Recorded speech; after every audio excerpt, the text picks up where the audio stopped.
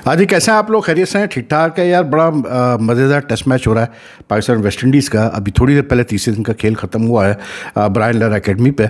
और कैसे कहते हैं, अपना जो इसमें ओवरऑल सिचुएशन है वो ये है कि वेस्ट इंडीज़ को 155 रन्स की लीड है इस वक्त, और उनकी 3 विकेटें बाकी है। अब वैसे अगर आप देखेंगे, आप कहेंगे यार ये तो पाकिस्तान के लिए अच्छा है कि मतलब पाकिस्तान ने सिर्फ 155 करना है और अभी सिर्फ 3 विकेटें और लेनी है। लेकिन जिस तरह से आज 14 विकेटें गिरी है इस पिच के ऊपर, और जो वेरिएबल बाउंस और जो मूवमेंट हमने हल्की फुल्की देखी पहले दिन से, वो अब और ज़्यादा जो है बढ़ गई है। तीसरे दिन वो काफ़ी बढ़ी हुई थी, जिसकी वजह से जो है आज 14 विकेटें गिरी। और अगर आप ये देखें तो 27 विकेट जो अब तक गिरी है, 27 विकेटें इस टेस्ट में, वो सारे के सारे पेस बॉलर्स ने लिए है, यानी एक भी विकेट स्पिनर को नहीं गई। तो इट शोज़ के डोमिनेंस कितनी है पेस बॉलर्स की यहाँ पर।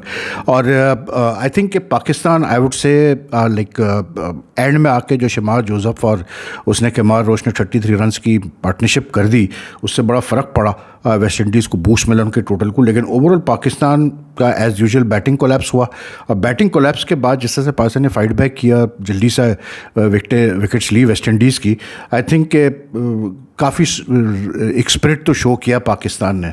लेकिन अनफॉर्चुनेटली वही पुरानी कहानी कि देखिए यार, ऐसी पिच है ये कि यू नीड टू, एक बैट्समैन के तौर पे आपको थोड़ा बहुत क्या कहते हैं, अपना रिस्क भी लेना पड़ता है, और फिर उसके साथ साथ आपको बड़ा मतलब अपने आप को अप्लाई भी करना पड़ता है। एंड आई थिंक कि इमाम उल हक ने जो 60 रन्स किए, जो मतलब शान ने इस ग्राउंड की पहली सेंचुरी की 109 रन्स किए आज, और वेस्ट इंडीज़ की इनिंग्स में जिस तरह पहले इनिंग्स में केवम हॉज ने और शाह होप ने 80 रन्स किए, इट शोड कि यार रन्स बन सकते हैं इस पिच के ऊपर। लेकिन आज अगर आप देखें तो पाकिस्तान की विकेट्स भी जो गिरी है फर्स्ट इनिंग्स में, जो एकदम से कोलैप्स हुआ पाकिस्तान का, आखिरी जो है वो 7 विकेटें कोई 38 रन्स पे गिर गई, और जो है आखिरी 5 विकेटें कुछ 15-16 रन्स पे गिर गई।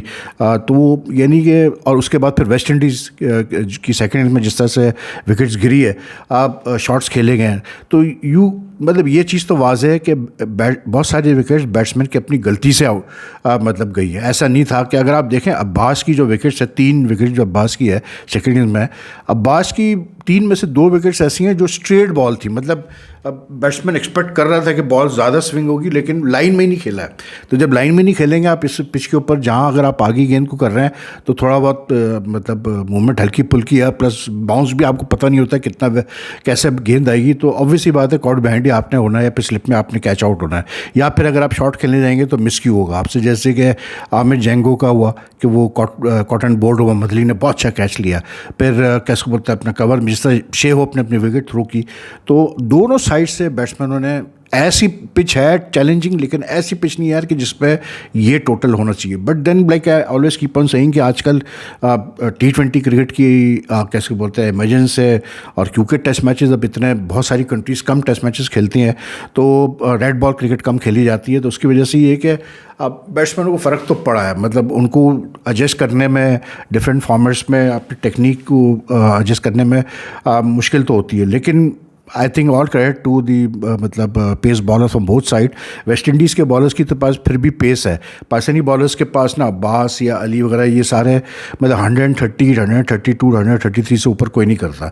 लेकिन जो लाइन लेंथ आज रखी इन्होंने, बहुत अच्छी लाइन लेंथ रखी।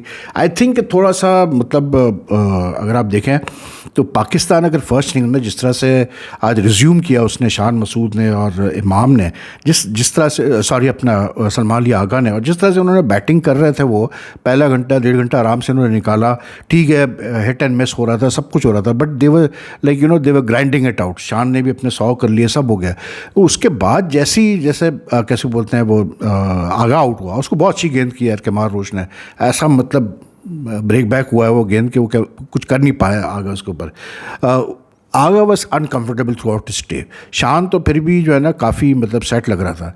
उसके पे अगली ओवर में शान इनसाइड एज पे खेल गया, बॉल क्लोज थी, गलत उसका चॉइस था शॉट खेलने का, और बस इसके बाद तो फिर जो लाइन लगी है हमारे बैट्समैनों की, और फ़र्क यही आता है यार कि ये काफ़ी अरसे से प्रॉब्लम चली आ रही है हमारी टीम में कि हमारा लोअर ऑर्डर कुछ कंट्रीब्यूट कर ही नहीं रहा है।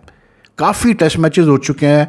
अब अभी जब बाबर को कप्तान बनाया था तो आकिब जावेद ने इस पर बड़ा स्ट्रेस किया कि जी हम मतलब सामने वाली साइड को ज़्यादा रन्स करा देते हैं, अच्छी पोजीशन से जो है छोड़ देते हैं एडवांटेज को। But he forgot to mention कि यार हमारा लोअर ऑर्डर तो कुछ कंट्रीब्यूट ही नहीं कर रहा। काफ़ी जैसे जो शान का भी जो टेस्ट टेन्योर था अगर आप देखें तो उसमें कितनी दफ़ा मतलब हमारा लोअर ऑर्डर जो है बिल्कुल बैठा है, और वही हुआ, आज भी ऐसे ही हुआ है।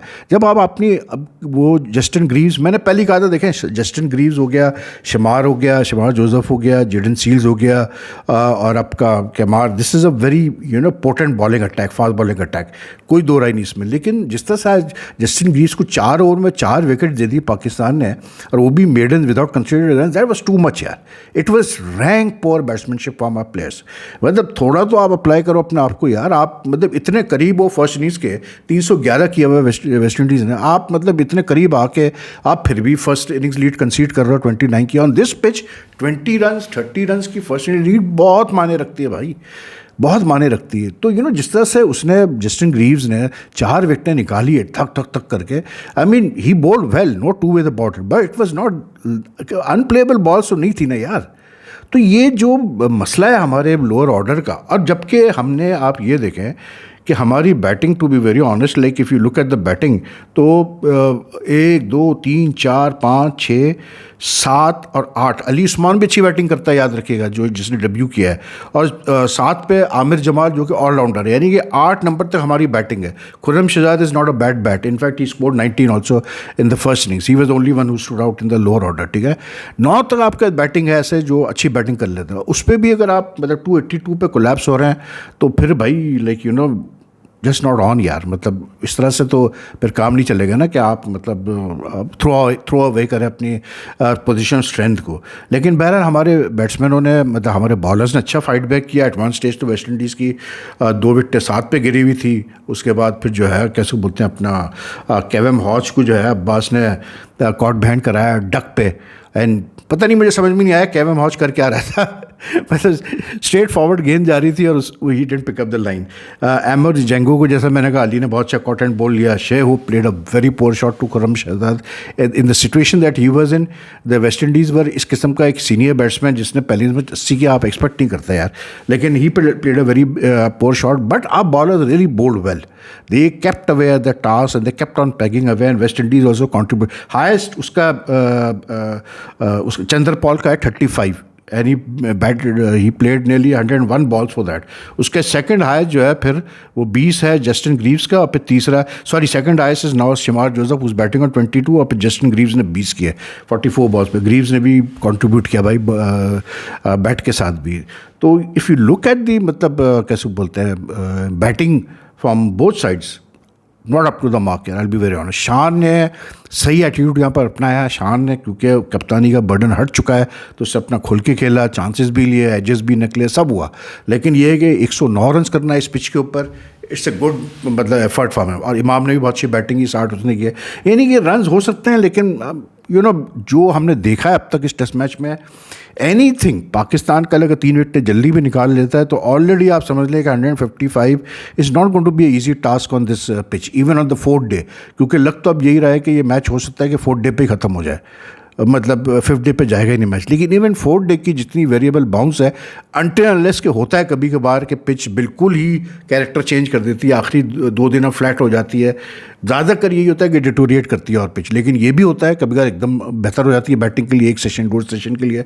वो हो गया तो पासिंग के लिए बहुत अच्छा, वरना even 155 at this current position is going to be a test for the Pakistani batsman, there is no two ways about it. जो सीनियर प्लेयर्स है उनको एफर्ट करनी पड़ेगी। Rizwan, the way he got out today, very disappointing कि lower order को, मतलब जिस तरह से जब विकेट्स गिर रही थी धड़ाधड़ गिर, मतलब रिजवान को थोड़ा एफर्ट करनी चाहिए थी। बात वही है यार कि देखें, मैं वही कहता हूँ कि अब ये हमारे वहाँ ये चीज़ बड़ी कही जाती है कि भाई जिस चीज़ के आपको पैसे मिलते हैं, जिस काम के लिए आपको पैसे मिलते हैं, you are suppose to 100% put effort into that work, into that profession, focus apply, हर चीज़ कमिटमेंट करना पड़ती है। अब रिजवान साहब के जो मतलब चीज़ें हैं वो ऐसी है कि इतना सीनियर प्लेयर होने के बाद भी यार आप मतलब डगआउट में बैठ के मतलब अब मैं क्या बोलूँ यार, किताबें देख रहे हैं, जो भी है, जिस किस्म की भी किताब हो, रिलीज स्कॉलर की जो भी हो, आई थिंक यार थोड़ा सा अगर आपको फोकस करने की ज़रूरत है।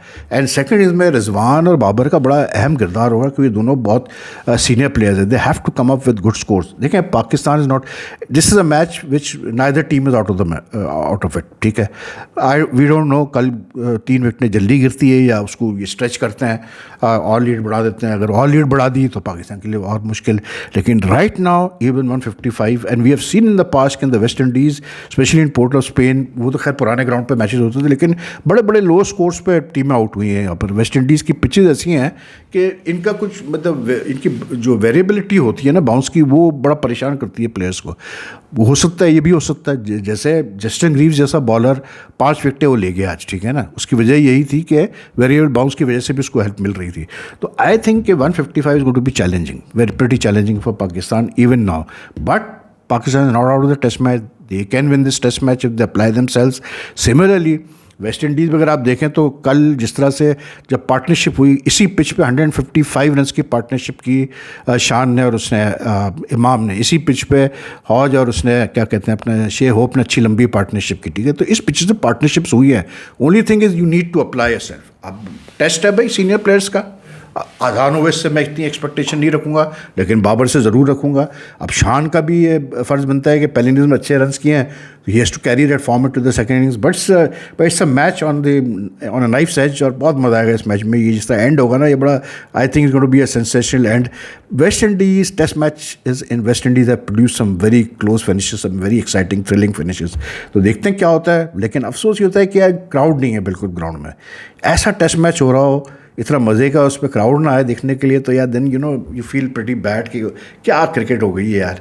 दुनिया भर में बेमानी मीनिंगलेस किस्म की T20 क्रिकेट लीग चल रही हैं, और यहाँ पर आप देखें तो इतना सॉलिड टेस्ट मैच हो रहा है जो वाकई क्रिकेट मतलब needs test match like this, और कोई देखने वाला ही नहीं है। मतलब हो सकता है टीवी फॉलो कर रहे हो, स्ट्रीमिंग फॉलो कर रहे हो, लेकिन बहरहाल दोनों टीमें वर्ल्ड टेस्ट चैंपियनशिप की रैंकिंग में भी तो बिल्कुल नीचे है यार।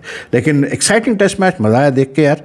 लेकिन बस यही है कि अब Pakistan needs to now, Babar Azam अगर कप्तान बनाया तो वो बताए कल कि भाई फ़र्क पड़ा उसके कप्तान बनने से, थोड़ा सा एटीट्यूड में माइंडसेट में चेंज आया इस टीम के। कैपेबिलिटी है पाकिस्तान के पास बिल्कुल जीतने की, लेकिन फिर हमने जैसे पहले में देखा कि फुस होने की भी पूरी कैपेबिलिटी है भाई। तो क्या कह सकते हैं। Anyway, if you like this video, like and share as much as you can. Take care, अल्लाह हाफिज़ ji, and please leave your comments.